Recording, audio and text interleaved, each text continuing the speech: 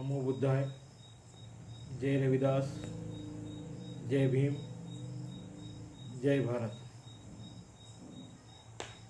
मैं इंजीनियर चंद्र प्रकाश गंगाधरराव देगलूरकर, संस्थापक अखिल भारतीय गुरु रविदास समता परिषद, अखिल भारतीय बहुजन समता परिषद, महाराष्ट्र प्रदेश महासचिव चर्मकार ऐक्य परिषद। आज यह 25वां पुष्प समाज प्रबोधन शिविर का रविदास समता परिषद और अखिल भारतीय गुरु रविदास समता परिषद फेसबुक ग्रुप के माध्यम से फेसबुक संवाद, इस कार्यक्रम में आज 25वां प्रबोधन शिविर गांधी जयंती के उपलक्ष्य में आज 1 अक्टूबर 2020 बृहस्पतिवार गुरुवार रात 7:30 बजे, कल 2 अक्टूबर को गांधी जयंती है। इस उपलक्ष्य में महात्मा गांधी ने हमारे लिए क्या किया, इस विषय पर मैं इस प्रबोधन शिविर में विचार रखूंगा। आज का प्रसारण मैं महाबूर तहसील क्षेत्र से दे रहा हूँ। नांदेड़ जिले में दुर्गम ऐसा यह स्थल है। विदर्भ की बाउंड्री यहाँ से शुरू होती है। इस भूमि से जहाँ पर हमने सन 2004 में 3 महीने तक लगातार आंदोलन किया था, चर्मकार समाज की माँ बेटी पर जो अन्याय अत्याचार हुआ, बाद में उनका मर्डर हुआ, तो वह गांव यहाँ से 4 किलोमीटर दूर नखे गांव यह गांव है। तो आज यह यादें भी ताज़ी हो रही है। और जब हम गांधीवाद के बारे में सोचते हैं तो देश को जब से आज़ादी मिली तब से लेकर अभी कुछ साल पहले तक इस देश में गांधीवादी सरकारें राज करती थी। लेकिन इसका नतीजा क्या हुआ? क्या गांधीवाद में हमें सम्मान मिला? बाबा साहब डॉक्टर भीमराव जी अंबेडकर और गांधी जी का जो संघर्ष था, तो हमें गांधीवाद ने क्या दिया?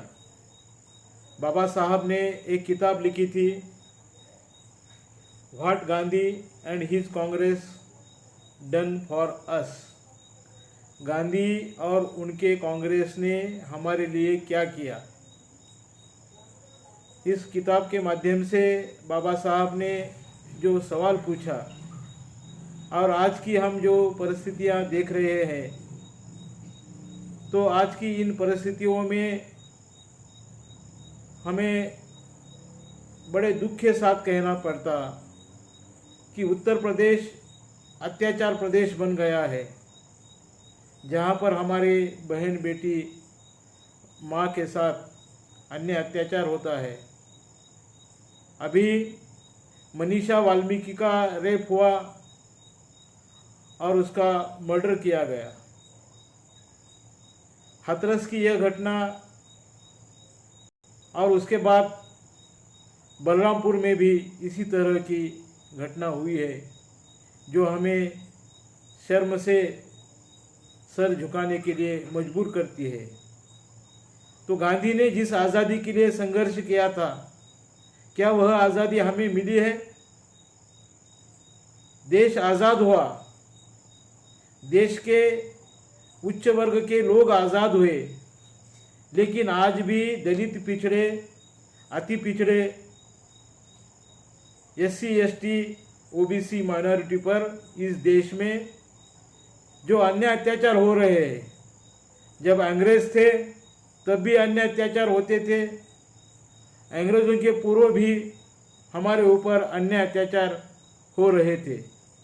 संजय जी खामकर का स्वागत है। और आज भी अन्य अत्याचार का सिलसिला वैसे ही बरकरार है जैसे अंग्रेज़ों के पूर्व था, अंग्रेज़ों के शासनकाल में था। और आज स्वतंत्र भारत में भी हम परतंत्रता महसूस कर रहे हैं। हमारी जान माल की सुरक्षा नहीं हो रही है। हमारे माँ बहनों के साथ, बेटियों के साथ दुर्व्यवहार किया जा रहा है। इसकी मैं अखिल भारतीय गुरुदास समता परिषद, अखिल भारतीय बहुजन समता परिषद, नेशनल भीम आर्मी, बहुजन एकता मिशन और चर्मकार ऐक्य परिषद की ओर से मैं कड़ी निंदा करता हूँ।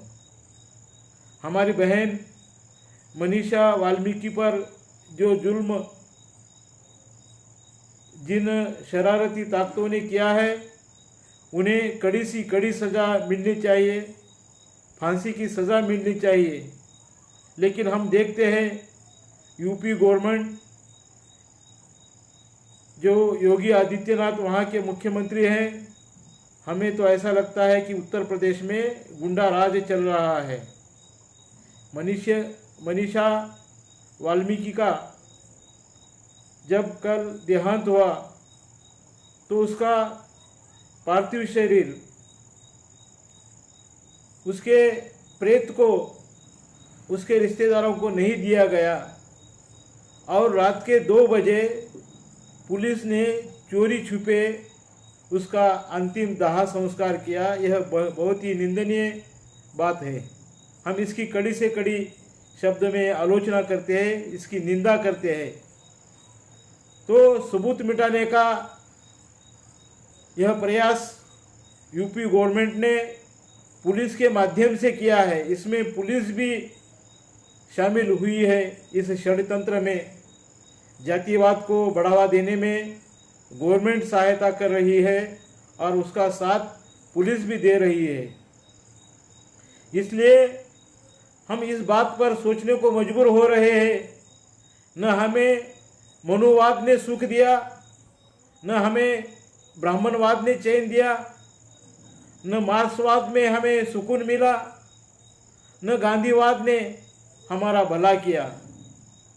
फिर हमारे लिए बाबा साहब आम्बेडकर ने लंदन स्थित गोलमेज परिषद में जो संघर्ष किया था, तो गांधी ने वह भी छीन लिया। पुणे के येरवड़ा जेल में 20 सितंबर 1932 को गांधी ने गोलमेज सम्मेलन के जो निष्कर्ष निकले थे, भारत के अस्पृश्य वर्ग को आज़ादी दिलाने का, उनके लिए स्वतंत्र मतदार संघ रखने का जो प्रस्ताव गोलमेज परिषद में पारित हुआ था, उसका विरोध गांधी ने 20 सितंबर 1932 को येरवड़ा जेल में पुणे के अमरण अनशन चालू किया, जिस पर देश के चारों कोनों से बाबा साहब आम्बेडकर जी पर दबाव आया और अंततः मजबूर होकर 24 सितंबर 1932 को उनको गांधी के साथ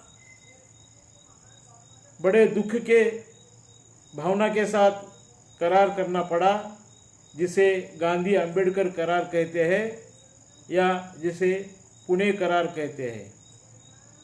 स्वतंत्र रूप से मतदार संघ होता तो दलित वर्ग के प्रतिनिधि सवर्ण वोटों के सिवाय सीधे अपने वोटों पर चुनकर लोकसभा या विधानसभा में पहुंचते थे और वहां जाकर अपना प्रतिनिधित्व करते थे। लेकिन गांधी के अनशन की वजह से बाबा साहब को मजबूरी में पुनः पैक्ट करना पड़ा, जिसकी वजह से स्वतंत्र मतदार संघ का अधिकार छोड़ना पड़ा और राखीव मतदार संघ दिया गया। इस राखीव मतदार संघ के माध्यम से हमारा कल्याण नहीं हुआ। मान्यवर कांशीराम साहब ने एक किताब लिखी जिसका नाम चमचा एज है, जिसे चमचा युग कहते हैं। तो पुना पैक्ट से क्या हुआ, तो चमचों की पैदाइश हो गई है, क्योंकि रिजर्व जो राखीव मतदार संघ जिसे कहते हैं, उससे जो प्रतिनिधि चुनकर लोकसभा या विधानसभा में जाते हैं, उनको पूरा सवर्ण समाज और पूरा पिछड़ा समाज सबके वोट उनको लेना पड़ता है। और सवर्ण समाज के वोट अगर लेना है तो सवर्ण समाज के पार्टी की ओर से चुनाव लड़ना पड़ता है। और चुनाव जीतकर आने के बाद सवर्ण समाज के पार्टी की ओर से चुनाव जीतने के बाद हमारे यह प्रतिनिधि लोकसभा और विधानसभा में जाने के बाद जिस समाज से वह चुनकर आए उस समाज की वह बात नहीं करते। जिस पार्टी से वह चुनकर आए उस पार्टी के एजेंडा पर वह चलते हैं। अगर दलित शोषित समाज पर अन्याय अत्याचार होता है तो इनके मुंह बंद रहते हैं। जैसे अभी मनीषा वाल्मीकि का हत्याकांड हुआ, संसद में 141 सांसद है, एससी और एसटी के 141 सांसद है, लेकिन किसी ने भी अभी तक अपना मुंह नहीं खोला। यह पुना पैक्ट की देन है। क्यों चुप रहते हैं हमारे प्रतिनिधि? हमारे वोटों से हमारे लिए जो आरक्षित मतदार संघ है, चुनाव क्षेत्र है, उस चुनाव क्षेत्र से चुनकर जाने के बावजूद भी यह लोग हमारे भले की बात क्यों नहीं करते? इसकी वजह है गांधीवाद है। पुना पैक्ट की वजह से लाचार और मजबूर बना दिया और हमारे समाज में हमारे प्रतिनिधि बनने की बजाय हमारे समाज से चमचे पैदा हो गए हैं, जो बड़े लोगों के मुंह को लगने में ही अपना समाधान मानते हैं। ये चमचे फिर स्टील के चमचे हैं, चांदी के चमचे हैं, सोने के चमचे हैं। कोई विधायक है, कोई सांसद है, कोई मंत्री है, या कोई किसी फेडरेशन का चेयरमैन है या किसी कॉरपोरेशन का चेयरमैन बना दिया गया है, लेकिन यह अपने समाज के ऊपर हो रहे अन्याय अत्याचार की यह बात नहीं करते। इसकी वजह है पुना पैक्ट है। तो साथियों, गांधी ने हमारे साथ धोखेबाजी की है। गांधी जी ने गोलमेज परिषद में बाबा साहब का विरोध किया और कहा कि बाबा साहब नहीं, मैं ही भारत के सर्व समाज का नेता हूं।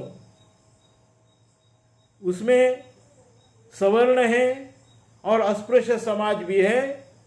इन सारे समाज का मैं अकेला ही नेता हूं, ऐसा गांधी जी का कहना था।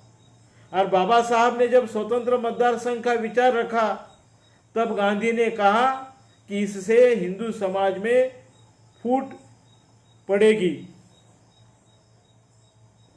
और गांधी चाहते थे कि अस्पृश्य समाज यह हिंदू समाज का एक अभिन्न अंग है और इसमें सुधार किया जा सकता है, ऐसे गांधी के विचार थे।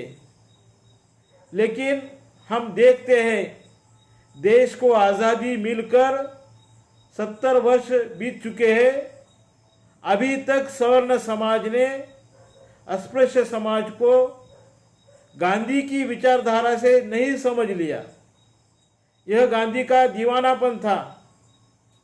वह चाहते थे कि पहले आज़ादी मिलने दो, फिर उसके बाद सवर्ण समाज को समझाया जाएगा कि दलितों के साथ, पिछड़ों के साथ, अस्पृश्य समाज के साथ भेदभाव का वर्तन ना किया जाए।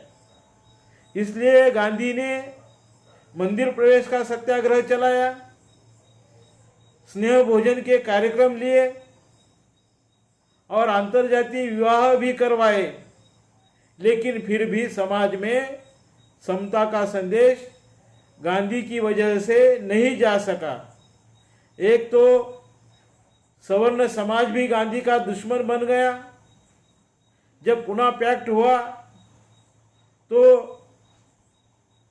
उस पैक्ट के अनुसार जो करार हुआ 24 सितंबर 1932 को पुणे में जो करार हुआ, उस करार के मुताबिक जो रिजर्व चुनाव क्षेत्र बनाए गए तो उसमें सवर्णों का सहयोग अस्पृश्य उम्मीदवार को चुनकर देने में बहुत जरूरी था। लेकिन तत्कालीन बंगाल के सवर्ण लोग, हिंदू महासभा के सवर्ण लोग और खुद गांधी ने जो हरिजन सेवक बनाया था, हरिजन सेवक संघ, उस हरिजन सेवक संघ ने भी पुणे करार के अनुसार अपना बर्ताव नहीं किया।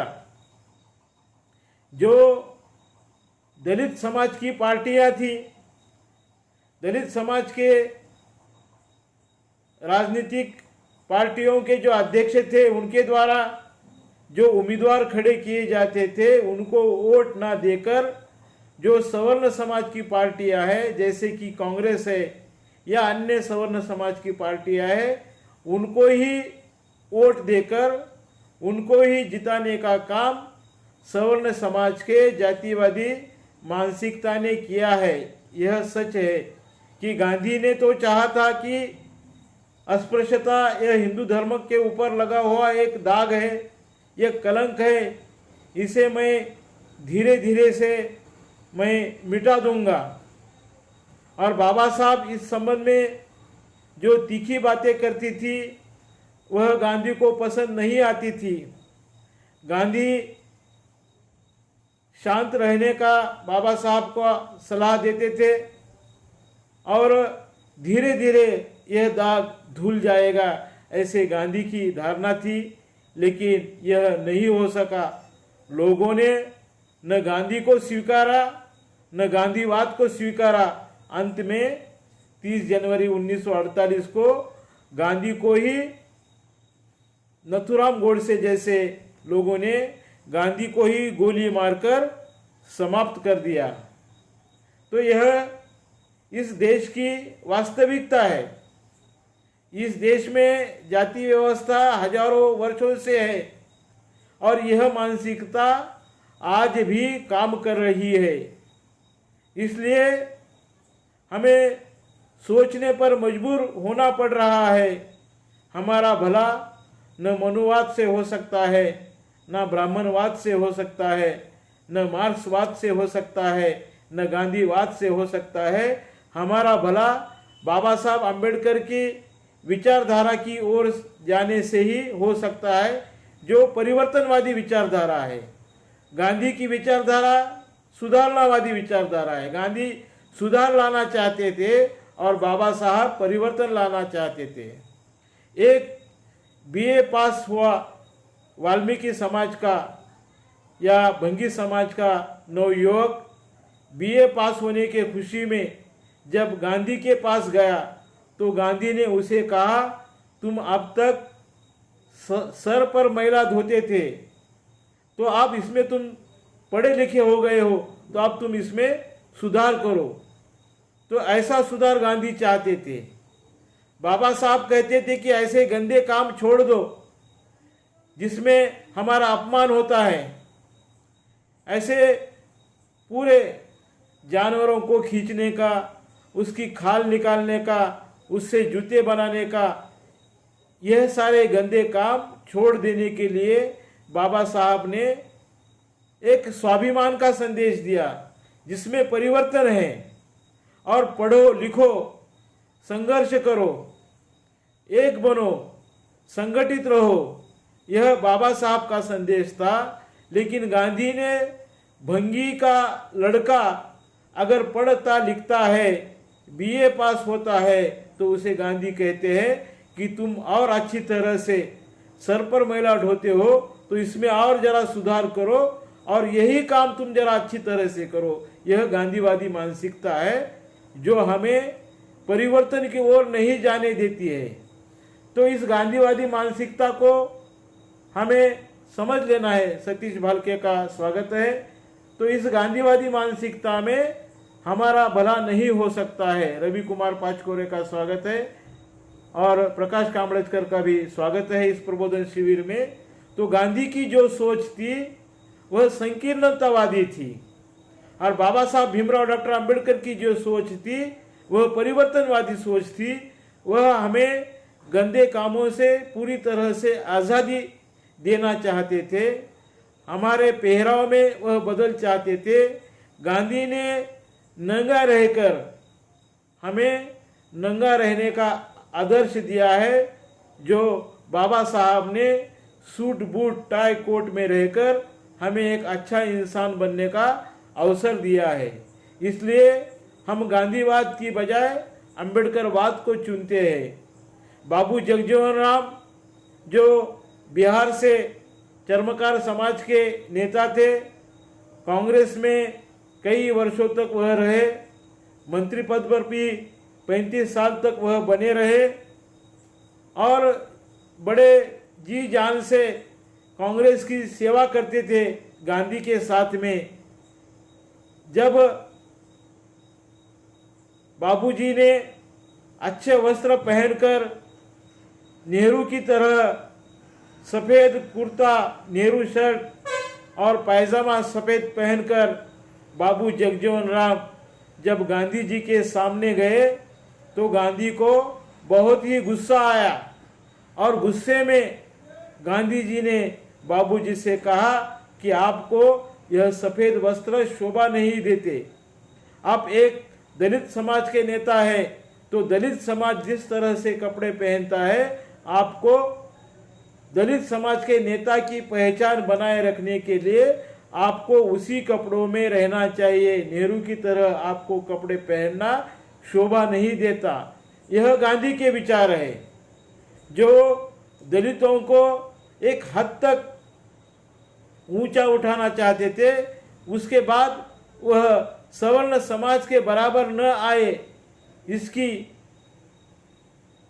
गांधी को चिंता होती थी।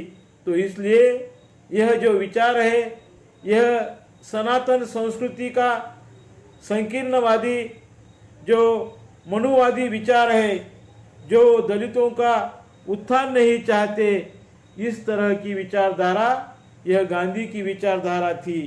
इसलिए कांग्रेस में पेरियार रामास्वामी नायकर भी थे और जब पेरियार रामास्वामी नायकर तमिलनाडु के ओबीसी समाज के नेता जब कांग्रेस में थे, कांग्रेस के वह अध्यक्ष भी बने थे तमिलनाडु प्रदेश के, तो वह बार बार आरक्षण की मांग करते थे। ओबीसी समाज को आरक्षण दो। राजर्षि छत्रपति शाहू महाराज ने 1902 में पिछड़ों के लिए 50% आरक्षण दिया। उसी तर्ज पर पेरियार रामास्वामी नायकर भी कांग्रेस के अध्यक्ष रहते हुए यह सुझाव देते थे कि 50% आरक्षण ओबीसी समाज को भी दिया जाए। लेकिन पेरियार की यह मांग कांग्रेस ने नहीं स्वीकार ली, क्योंकि कांग्रेस में गांधी को मानने वाले और गांधी की विचारधारा पर चलने वाले उच्च वर्ण के जो नेता थे, जो सवर्ण लोग के कांग्रेस के प्रतिनिधि थे, उन्होंने पेरियार रामास्वामी नायकर की मांग को हर अधिवेशन में वह रखते थे, लेकिन हर अधिवेशन में रिजर्वेशन की मांग को वह ठुकराते थे। बाबा साहब के संबंध में गांधी जी कहते थे कि अस्पृश्य समाज की मूवमेंट मैं चला रहा हूँ, हरिजन सेवक संघ मैंने बनाया है। यह हरिजन नाम की एक गंदी गाली गांधी ने अस्पृश्य समाज को दी है, जिससे अस्पृश्य समाज का कोई भी भला नहीं हुआ है। हरिजन कहने के बाद अस्पृश्य समाज को मंदिरों में आने देना चाहिए, लेकिन हरिजन तो एक अलग जाति बन गई। गांधी ने यह शब्द दिया लेकिन सवर्ण समाज ने इस अस्पृश्य समाज को नहीं स्वीकारा। इसलिए बाबा साहब अम्बेडकर को पर्वती का सत्याग्रह करना पड़ा, महाड़ का सत्याग्रह करना पड़ा, नासिक का कालाराम मंदिर का सत्याग्रह करना पड़ा। इसके बावजूद भी जो इस देश में जातिवादी मानसिकता थी उसमें परिवर्तन नहीं हो सका। और गांधी कहते थे कि कांग्रेस में मैंने अस्पृश्यता के खिलाफ प्रस्ताव रखा है और इस पर कांग्रेस सोच रही है, हम कांग्रेस के माध्यम से ही अस्पृश्यता दूर कर देंगे। लेकिन कांग्रेस से अस्पृश्यता आज भी दूर नहीं हो सकी। गांधी दूर हो गए, लेकिन उनके द्वारा जो अस्पृश्यता का अभियान, अस्पृश्यता निर्मूलन का जो अभियान चलाया गया वह कांग्रेस ने अपने तर्क में नहीं लिया, अपने संज्ञान में नहीं लिया, इसलिए अस्पृश्यता दूर नहीं हो सकी। गांधी दूर हो गए, लेकिन उन्होंने जो अभियान कांग्रेस में चलाया था वह अस्पृश्यता नहीं दूर हो गई। गांधी ने कहा कि बाबा साहब, मैंने 20 लाख रुपए इस मूवमेंट के लिए खर्च किए हैं, कांग्रेस में 20 लाख रुपए मैंने अस्पृश्यता निर्मूलन के लगाए हैं। तो बाबा साहब ने कहा ये सारे के सारे 20 लाख रुपए बेकार में चले गए हैं, क्योंकि अब जो मूवमेंट चलाना चाहते हैं उसको विरोध करने वाले आपके कांग्रेस में ही लोग हैं। और अब जिस तरीके से यह मूवमेंट चला रहे हैं उससे अस्पृश्यता नष्ट नहीं हो सकती है। एक जगह बैठकर खाना खाने से, यह दिखावा करने से अस्पृश्यता नष्ट नहीं हो सकती है, यह बाबा साहब का कहना था। यही 20 लाख रुपए अगर मेरे पास होते थे तो मैं जो मूवमेंट चलाता था उससे अस्पृश्यता नष्ट हो जाती थी। लेकिन आपने जो 20 लाख रुपए खर्च किए हैं वो पूरे बेकार में गए हैं, ऐसा बाबा साहब ने गांधी जी को कहा। तो गांधी ने सिर्फ हंसकर इस बात को टाल दिया है। और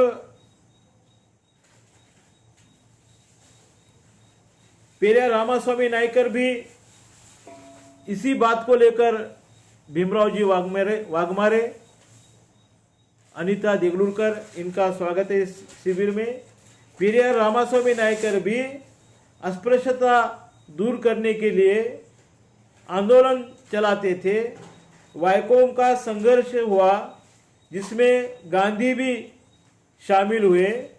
तमिलनाडु में बहुत सारे मंदिर है और मंदिरों को जाने के लिए जो रास्ते हैं उन रास्तों पर दलितों के लिए, अस्पृश्य समाज के लिए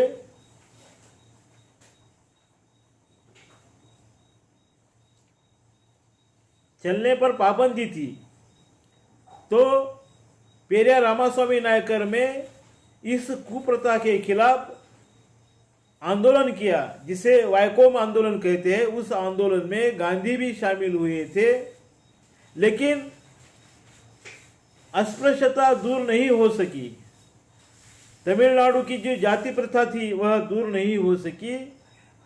और कांग्रेस में रहकर पेरियार रामास्वामी नायकर जी ने इस प्रथा को मिटाने के लिए पुरजोर कोशिश की, बहुत सारे आंदोलन किए, मूवमेंट की, लेकिन कांग्रेस ने पेरियार रामास्वामी नायकर के मूवमेंट को जी जान से साथ नहीं दिया।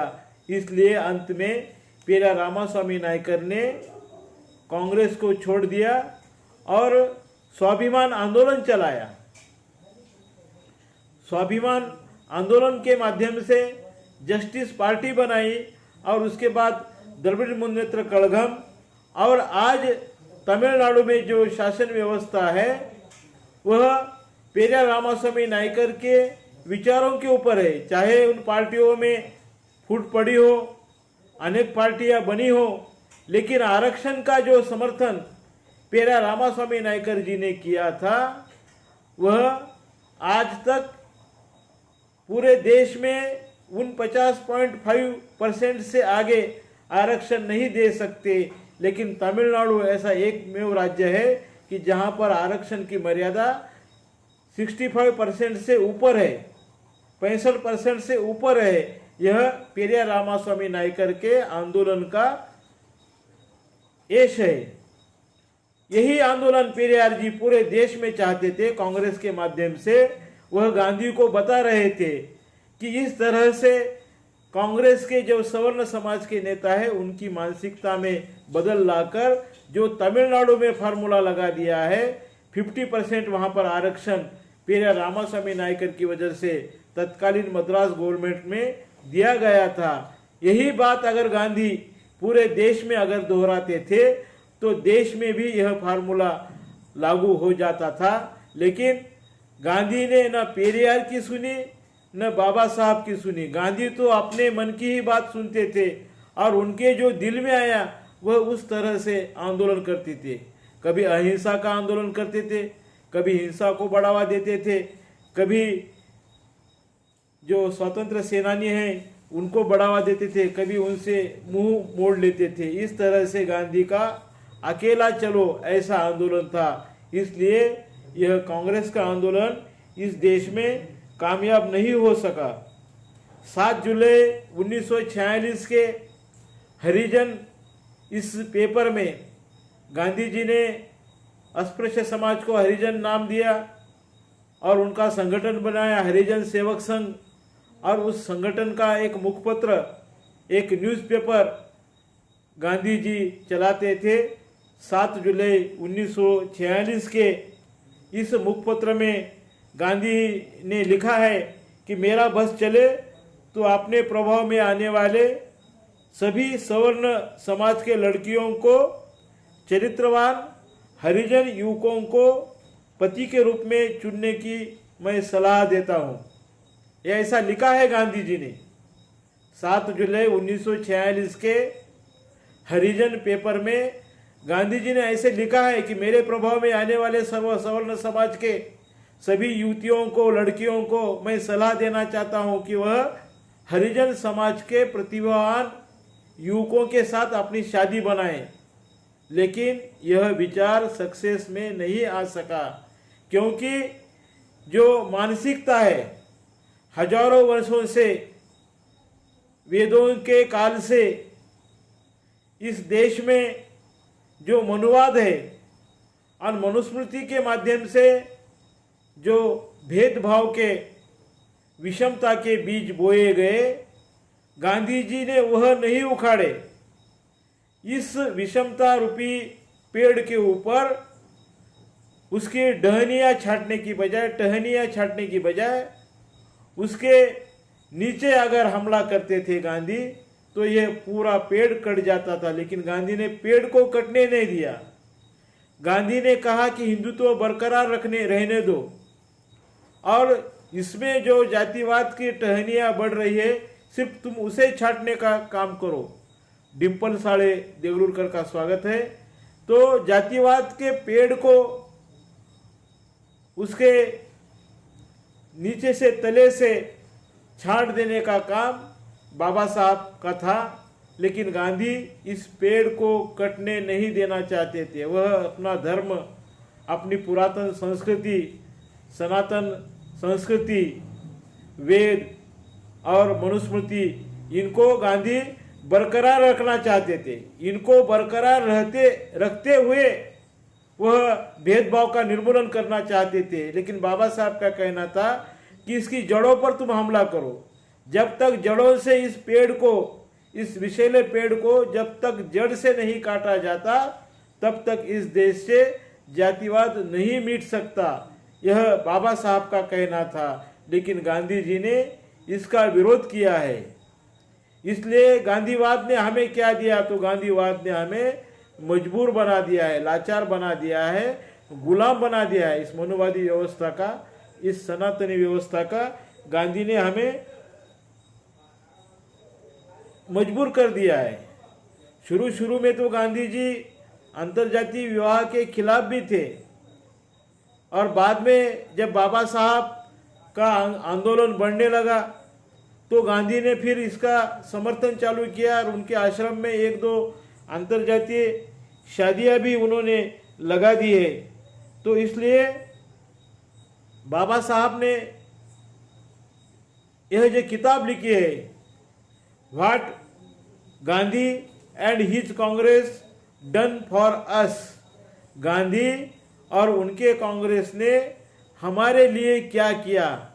तो इस बात पर हमें भी सोचना है कि आज अस्पृश्य समाज के जो विभिन्न अंग है, विभिन्न जातियां हैं, अब हर जाति को इस संबंध में सोचना है कि हमें गांधीवाद ने क्या दिया है।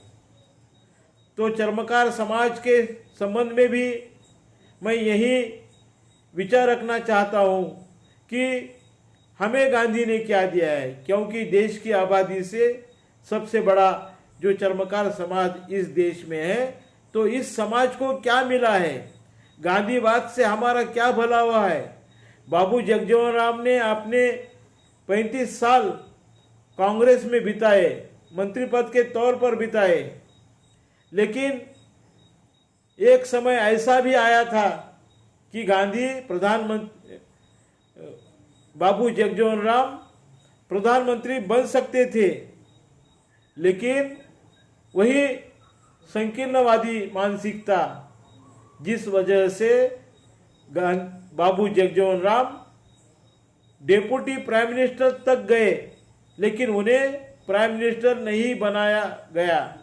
मोरारजी देसाई और ऐसे जो संकीर्णवादी नेता थे, राजनारायण जैसे, जब मौका आया था एक दलित समाज के व्यक्ति को इस देश का प्रधानमंत्री बनने का मौका आया था, कांग्रेस में वह सेवा कर रहे थे, कांग्रेस की उन्होंने बहुत ही बड़े पुरजोर से सेवा की, लेकिन उन्हें प्रधानमंत्री नहीं बनने दिया गया। इसका कारण है जातिवाद। और गांधी तो जातिवाद को धीरे धीरे मिटाना चाहते थे, लेकिन वह नहीं मिट सका और बाबूजी को केवल जातिवाद की वजह से डेप्यूटी प्राइम मिनिस्टर तो बन गए, लेकिन प्राइम मिनिस्टर नहीं बनने दिया गया। सवर्ण समाज के लोगों को ही प्राइम मिनिस्टर बनना चाहिए, यह कांग्रेस की सोच है। इस वजह से इस देश को आज़ादी मिलने के 74 वर्ष बाद भी इस देश में अस्पृश्य समाज का प्राइम मिनिस्टर नहीं बन सका। इसके लिए वही संकीर्णतावादी सोच है। जब बाबूजी प्राइम मिनिस्टर बनना चाहते थे तो उन्हें बदनाम करने की साजिश, मेनका गांधी का जो सूर्या नाम का अखबार निकलता है, उस अखबार में बाबूजी के पुत्र के बारे में, उनके चिरंजीव के बारे में उल्टा छुल्टा छापकर उनको बदनाम किया गया और उनको प्रधानमंत्री बनने से रोका गया है। जब बाबू जगजीवन राम इस देश के संरक्षण मंत्री थे तो उनके हाथों उत्तर प्रदेश के इलाहाबाद शहर में स्वामी संपूर्णानंद के पत्थर के पुतले का उद्घाटन बाबू जगजीवन राम के हाथों रखा गया था।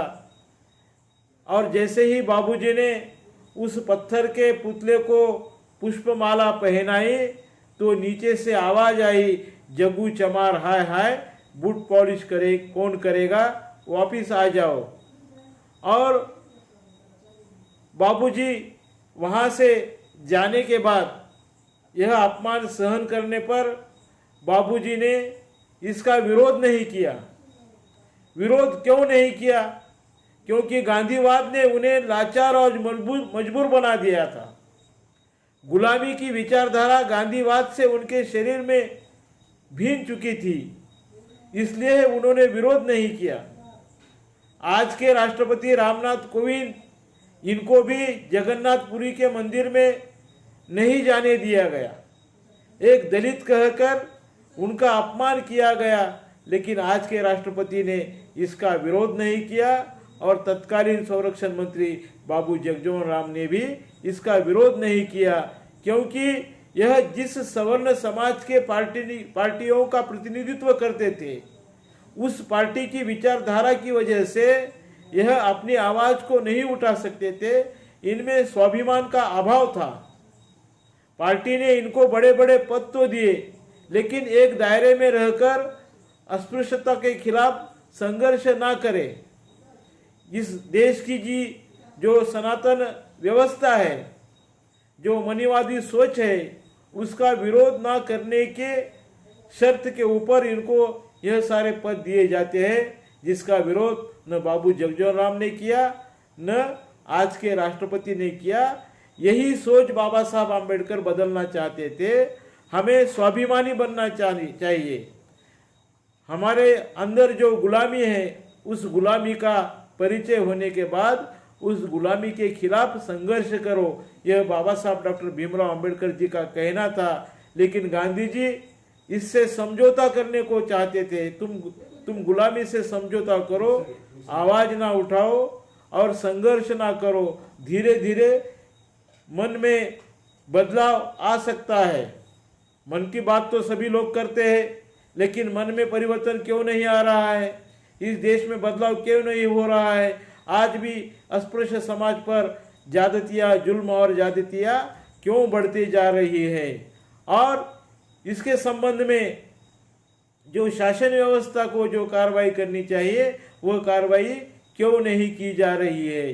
तो यह सब बातें हमें सोचने पर मजबूर करती है कि इस देश में गांधीवाद की वजह से, ब्राह्मणवाद की वजह से, मनुवाद की वजह से, मार्क्सवाद की वजह से हमारी सोच को कमजोर कर दिया है, हमारे स्वाभिमान को दबाकर रख दिया है। इन सोच ने, जो सामंतवादी सोच है, जो मनुवादी सोच है, संकीर्णतावादी सोच है, इस सोच ने हमें ऊपर उठने से मना किया है। हम अगर ऊपर उठना चाहते हैं, इस देश के ऊंचे स्थानों पर अगर हम जाना चाहते हैं, तो हमारे पाँव में इन संकीर्णतावादी सोच के रोड़े, हमारे पाँव में जंजीरें डाली जाती है। इसलिए इन जंजीरों को तोड़कर, इन गुलामी की श्रृंखलाओं को तोड़कर जब तक हम आज़ाद नहीं होंगे, तब तक हमें स्वाभिमान का जीना नहीं मिल सकेगा। उमाकांत जी कांबळे का स्वागत है शिविर में। तो इसलिए हमें सोच बदलना है। हमें गांधीवादी सोच से हमें ऊपर उठकर, हमें जो स्वाभिमान की सोच है, जैसे मान्यवर कांशीराम साहब ने कहा है कि स्वाभिमानी लोग ही संघर्ष की परिभाषा समझते हैं। जिनका स्वाभिमान नहीं, वे गुलाम हैं। गुलाम यानी मरे हुए लोग। मुर्दे संघर्ष नहीं कर सकते, मुर्दे घर के बाहर नहीं निकल सकते, और मरे हुए लोग या मुर्दे बाहर आकर संघर्ष नहीं कर सकते। इसलिए हमें स्वाभिमानी विचारों से, तथागत बुद्ध से लेकर कबीर, रविदास, फुले, शाहू, अंबेडकर, मान्यवर कांशीराम, अण्णाभाऊ साठे, गाडगे बाबा, इन महापुरुषों ने इस व्यवस्था के खिलाफ जो संघर्ष किया है, इस विचारधारा पर हमें सोचना चाहिए। हमें परिवर्तनवादी जो विचारधारा है, उस विचारधारा को हमें अपनाना है। हम अगर गांधीवाद को अपनाते हैं, तो गांधीवाद ने क्या किया, तो देश को गांधीवाद की क्या पहचान, तो नंगा भूखा हिंदुस्तान। तो आज यह वास्तविकता है। इस विचारधारा से चिपक कर रहने से आज भी हमारे अस्पृश्य समाज के लोग गांधीवादी विचारधारा से चिपके हुए हैं, मनुवादी विचारधारा से चिपके हुए हैं। इसलिए परिवर्तन नहीं हो सकता है। और यह बहुत ही अजूबा है। 8वां अजूबा तो इस देश में ही है। हर देश में, दुनिया के हर कोने में वहाँ का जो बहुसंख्यक समाज रहता है, वह शासनकर्ता समाज होता है। लेकिन भारत एक ऐसा उल्टा देश है कि यह इस देश में जो अल्पसंख्यक समाज है, वह शासनकर्ता समाज बन गया है, और जो बहुजन समाज है, वह गुलाम और लाचार बन गया है। यह इस देश की वास्तविकता है। इसलिए जो संकीर्णतावादी मानसिकता की जो सोच है, जो मनुवाद की सोच है, जो गांधीवाद की सोच है, इस सोच को हमें नकारना है। और जिस सोच में स्वाभिमान है, जिस सोच के माध्यम से हम स्वाभिमानी बन सकते हैं, उस सोच की ओर हमें आगे बढ़ना है। इसी से हमारी प्रगति हो सकती है। नहीं तो हम जैसे हजारों साल से थे उसी अवस्था में हम जीवन जी रहे हैं। जब गांधी का खून हुआ 30 जनवरी 1948 को गांधी जी पर जब गोलियां चलाई गई, तब देश में उनके विचारों की सरकार थी। तो उनके अंतिम स्थान के लिए कई 100 एकड़ जगह राजघाट पर दिल्ली में दी गई। लेकिन उसके बाद जगजीवन राम जी का देहांत हुआ तो उनके शव को बिहार में चांदवा क्षेत्र में भेजा गया। कहते हैं कि उनको उनके क्षेत्र से बहुत प्यार था, तो उस शव को चांदवा भेज दिया गया। बिहार के चांदवा गांव को बाबूजी का शव भेज दिया गया और वहां पर उनका अंतिम संस्कार हुआ। जब डॉक्टर बाबा साहब आम्बेडकर का दिल्ली में देहांत हुआ तो उनका शव भी मुंबई को भेज दिया गया, जहां पर चैत्य भूमि पर उनका अंतिम संस्कार किया गया। तो गांधी के शव के लिए दिल्ली में कांग्रेस की सोच के मुताबिक कई सैकड़ों एकड़ जगह वहां पर राजघाट पर समाधि बनाई गई। तो बाबा साहब की समाधि राजघाट पर क्यों नहीं बनाई गई? देश विदेश के जो मेहमान आते हैं तो पहले राजघाट पर जाते हैं आज भी। अगर बाबा साहब की समाधि वहां पर बनती, बाबू जगजीवन राम की समाधि भी राजघाट के नजदीक बनती, तो देश के विदेश के लोगों को उनको भी नमन करना पड़ता था। वह उनको नमन ना करे, यही गांधीवादी सोच है, यही मनुवादी सोच है। इस वजह से इन नेताओं के शवों को ऐसा कहकर कि उनका उनके गांवों से बहुत लगाव था, उनका उनके गांव पर बहुत प्रेम था।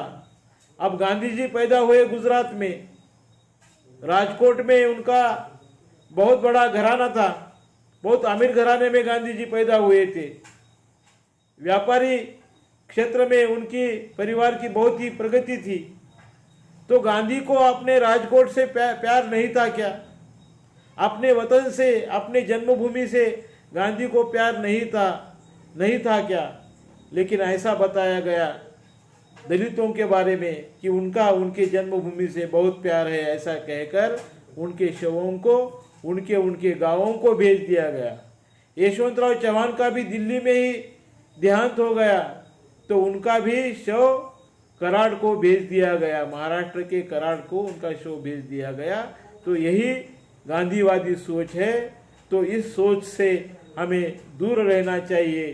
गांधीवाद ने हमें क्या दिया? तो लाचार और गुलाम बनाया, मजबूर बनाया। इसलिए इस सोच से हमें दूर रहना चाहिए। यही आज के इस प्रबोधन शिविर का मुख्य उद्देश्य है कि हमें पढ़ना चाहिए।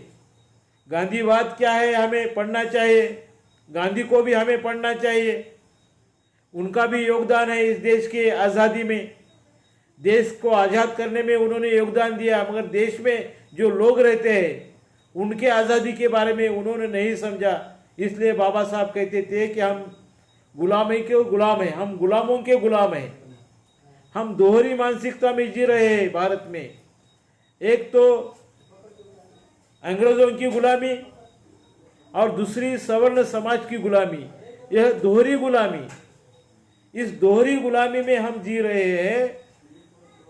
गांधी और उनका सवर्ण समाज यह सिर्फ अंग्रेजों का गुलाम है, लेकिन इस देश में जो अस्पृश्य समाज रहता है वह दोहरा गुलाम है। दो तरफ से इनको पीसा जा रहा है। इसलिए बाबा साहब चाहते थे कि पहले हम आज़ाद हो जाए, मुल्क बाद में आज़ाद हुए तो भी चलेगा। हमें तो कोई मुल्क ही नहीं है। जिस मुल्क में हमारे साथ भेदभाव किया जाता है तो उस मुल्क का हमसे क्या लेना देना है?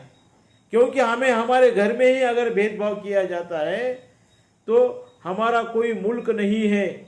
बाबा साहब ने गांधी से कहा था कि गांधी, तुम मुल्क के आज़ादी की बात करते हो लेकिन हमारे आज़ादी के बारे में बोलते नहीं, और मैं बोलता हूँ तो मुझे बोलने नहीं देते हैं। और हमारा फिर मुल्क कौन सा है? हम बेमुल्क लोग हैं। पहले हमें आज़ाद कराओ, पहले हमें आज़ादी दो, सवर्ण समाज की गुलामी से हमें आज़ाद कर दो, तो फिर ये देश आज़ाद हुआ तो हमें उस आज़ादी का फायदा हो सकता है। लेकिन गांधी की सोच की वजह से देश आज़ाद हुआ और देश के जो अस्पृश्य समाज के लोग थे वह आज भी गुलामी का जीना जी रहे हैं। यह वास्तविकता है। इसलिए जो पढ़े लिखे समाज के लोग हैं, शूद्र समाज के लोग जो पढ़ लिख कर बड़े बड़े ओहदे पर गए हैं, बड़े बड़े पदों पर गए हैं, मंत्री बने हैं, एमएलए बने हैं, विधायक बने हैं, अफसर बने हैं, ऑफिसर बने हैं, सेक्रेटरी बने हैं, तो इनको यह सोचना चाहिए कि हम तो पढ़ लिख कर आगे गए हैं। हमारे लिए जो आरक्षण रखा था संविधान के मुताबिक, उस आरक्षण की वजह से हम पढ़ लिख कर आगे बढ़ गए हैं। लेकिन हमारा समाज अभी भी जो पिछड़ा हुआ है उसके आगे जाने के लिए हमें कुछ सोचना चाहिए। तो क्या सोचना चाहिए? तो इन्हें इस समाज को स्वाभिमानी विचारधारा का परिचय करा के देना है।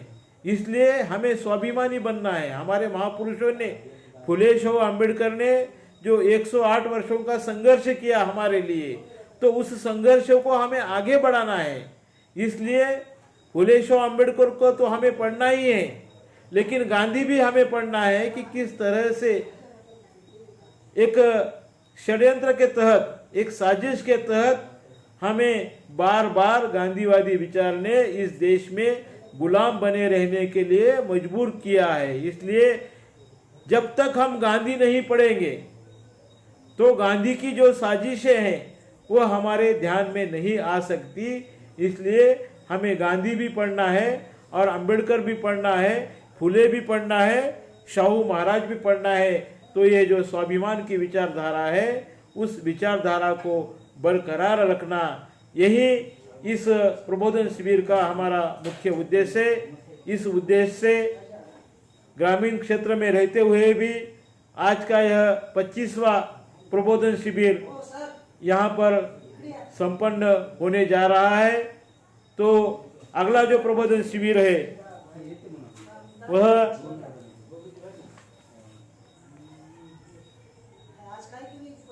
4 अक्टूबर 2020 को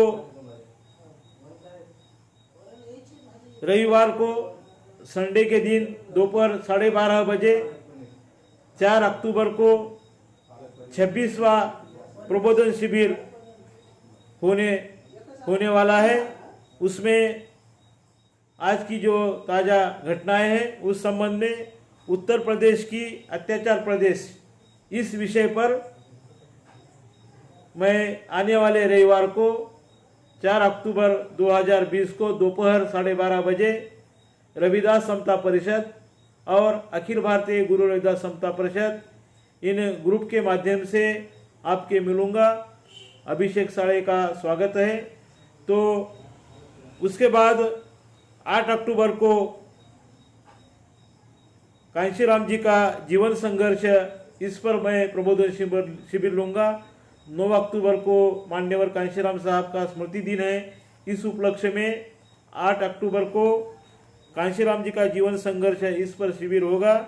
और उसके बाद 11 अक्टूबर को 28वां जो प्रबोधन शिविर होने वाला है वह गुरु रविदास समता परिषद का 18वां जो वर्धापन दिन है। 10 अक्टूबर 2002 को गुरु रविदास समता परिषद की स्थापना हुई, तो उसकी 18वीं वर्षगांठ 10 अक्टूबर 2020 को मनाई जाएंगी। तो इस संबंध में 11 अक्टूबर को मैं बोलूँगा। और उसके बाद 15 अक्टूबर 2020 को जो प्रबोधन शिविर होगा वो धर्म के संबंध में, क्योंकि 14 अक्टूबर 1956 को बाबा साहब ने जो धर्मांतर किया, तो इस संबंध में हमारा धर्म कौन सा है, इस संबंध में विचार रखने की कोशिश करूँगा। तो साथियों, इसी बात के साथ मैं आपसे विदाई लेना चाहता हूं। आप रविदास समता परिषद ग्रुप को ज्वाइन करें, अखिल भारतीय गुरु रविदास समता परिषद ग्रुप को ज्वाइन करें, लाइक करें, शेयर करें और कमेंट बॉक्स में आपकी जो प्रतिक्रिया है वो कमेंट बॉक्स में आप जरूर दें। इससे यह जानकारी मिलती रहेगी कितने लोग यह शिविर देख रहे हैं, इन विचारों का कहाँ कहाँ तक प्रसार हो रहा है, इसकी जानकारी हमें मिलती रहेगी। तो आज तक आपने 25 शिविर सुने हैं, इसके लिए मैं आपका दिल से आभार चाहता हूँ। धन्यवाद। नमो बुद्धाय। जय रविदास, जय भीम, जय भारत, जय संविधान।